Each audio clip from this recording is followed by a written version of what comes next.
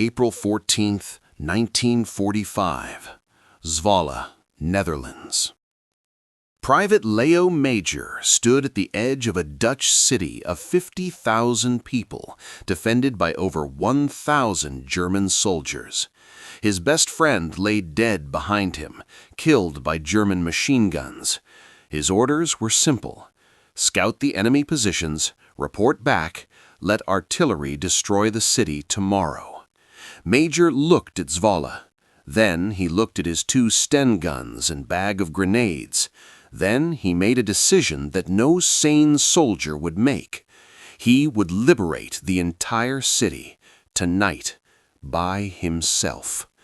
For the next 6 hours, the one-eyed Canadian sniper wearing an eye patch became a one-man invasion force.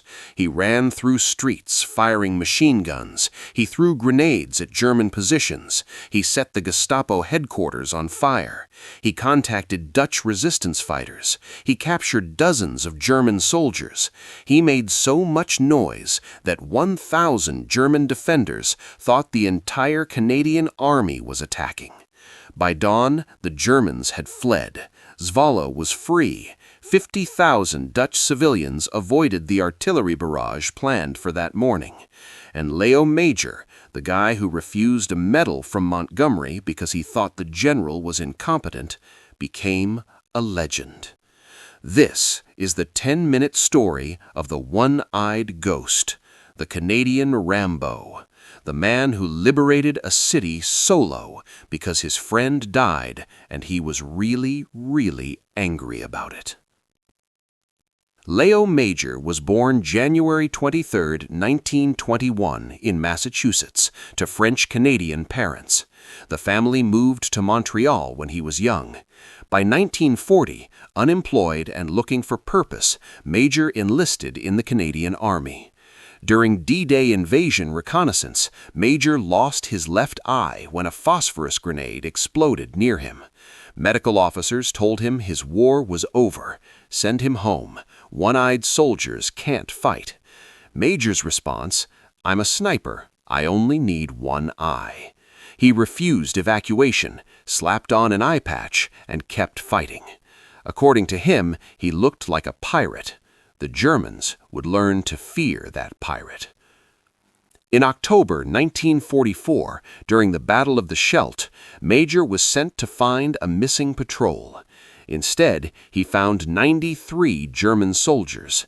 Any rational soldier would have hidden, observed, reported back.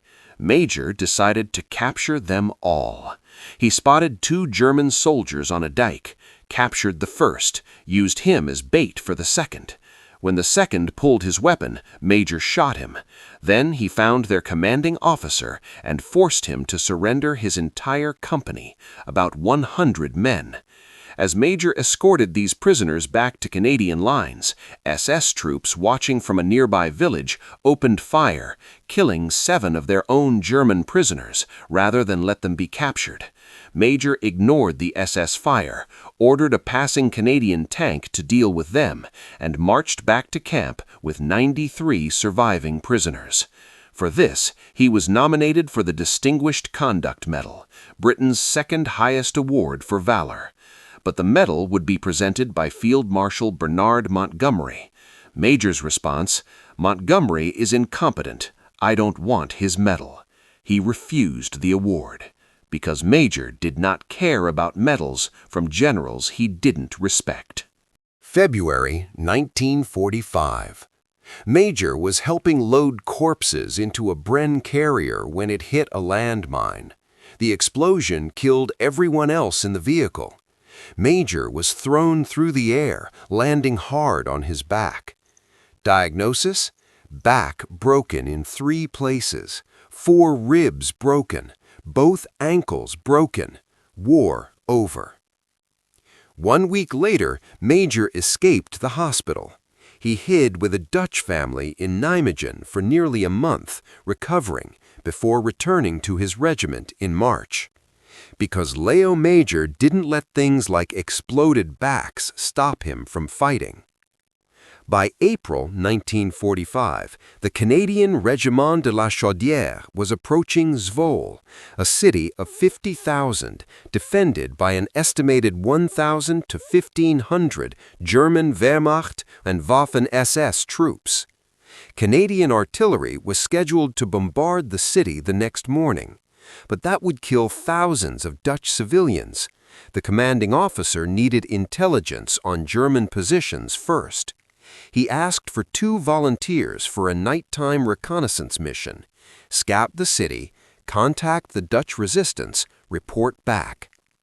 Private Léo Major and Corporal Willie Arsenault stepped forward.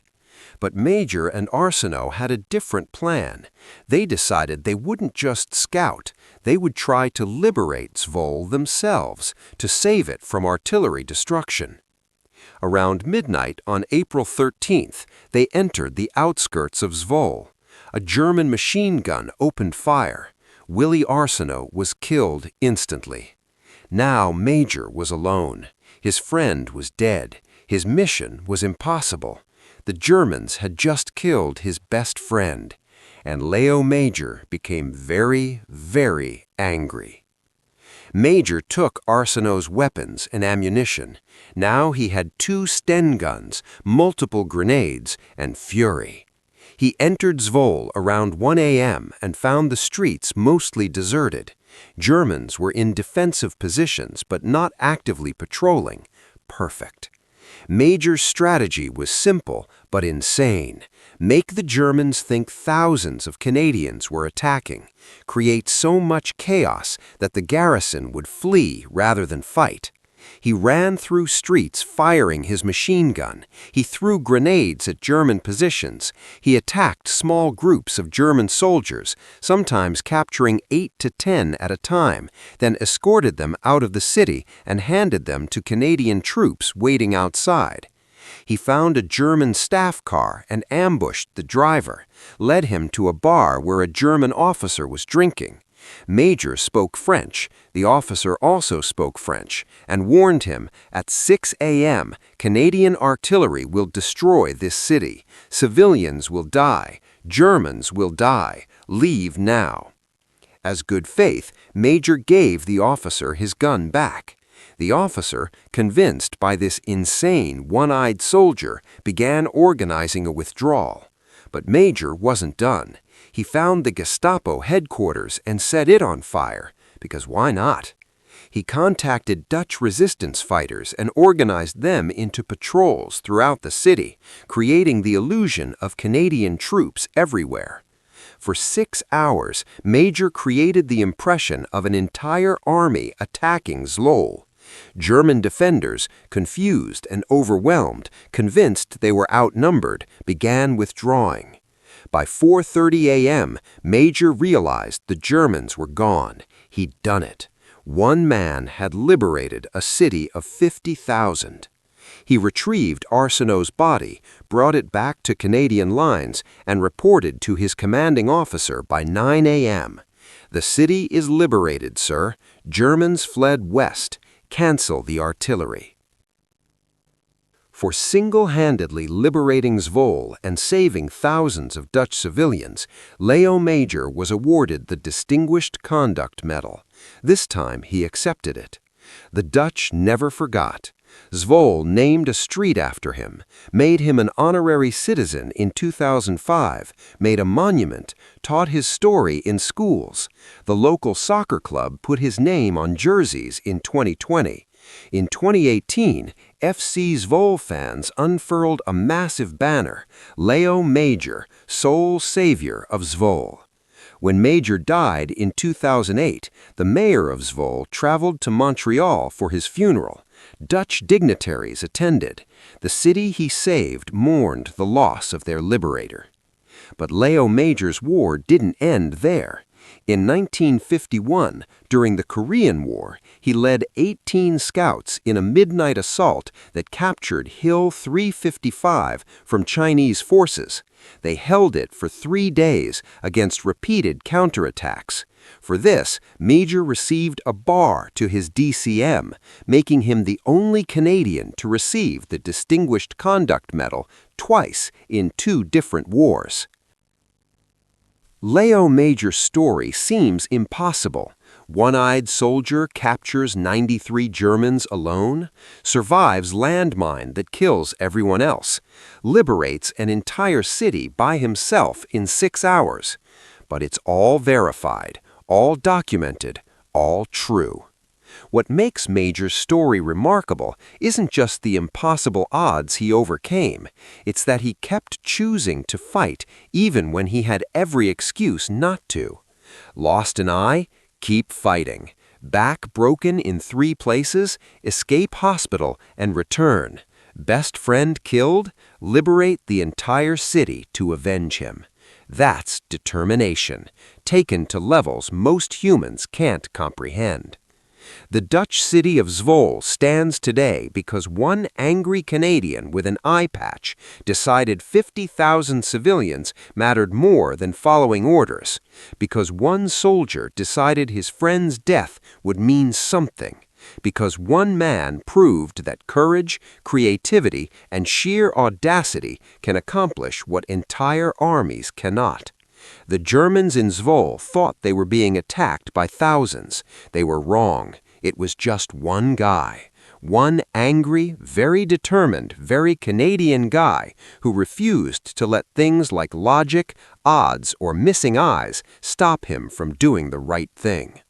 Léo Major, the eyed ghost, the man who told Montgomery to keep his medal, the soldier who liberated a city solo, the Canadian who proved that sometimes one man with enough courage is worth an entire army. Zwolle remembers, Canada remembers, and now you remember too. Semper Fi, Léo, you magnificent, crazy, heroic bastard.